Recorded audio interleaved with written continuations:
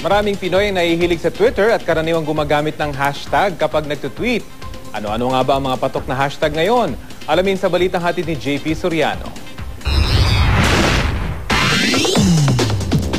Sa mga di pamilyar, yan ang mga uso ngayong hashtag sa Twitter at maging sa application ng Instagram. Hindi mga salita, kundi mga acronym. Sa bansa kasi nating minsang tinaguri ang texting capital of the world, marami na rin ang nahuhumaling sa pag-tweet, pati ang paggamit ng hashtags dito. Sini-search namin, ginugoogle. Tapos kung anong meaning. Tapos nakikisali na rin. We usually just invent hashtags for humor purposes. Isa sa mga hashtag na patok ngayon sa mga netizen, ang OOTD o Outfit of the Day.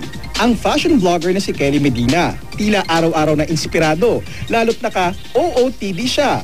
Ang iba namang hindi trip pumorma, dinadaan sa POTD o Photo of the Day. Mga magagandang larawan ng mga pasyalan at iba pa. Sa Twitter, kung magugulat ka, pwede kang gumamit ng hashtag na ODK, short for Odyosco. Kung hindi naman payag sa isang bagay, pwede kang mag-hashtag ng SMH, short for Shake My Head. O kung gusto mong mag-comment pero medyo walang saysay, mag-hashtag ng Mema, Mema sabi lang. Uso man para sa ilan, marami rin ang hindi makarelate. Hindi ko rin alam yan. Hindi ako nag-Twitter. Ano yan? Ano yan? Hindi ko alam. Bawat grupo may kani-kanyang mga jargon, mga terminologies, vocabulary na gagamitin nila para dun sa specific group nila.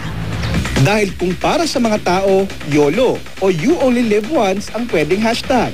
Ang wika naman ay sadyang pabago-bago sa paglipas ng panahon.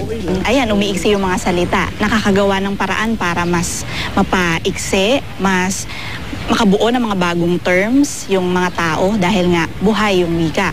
JP Soriano, GMA News.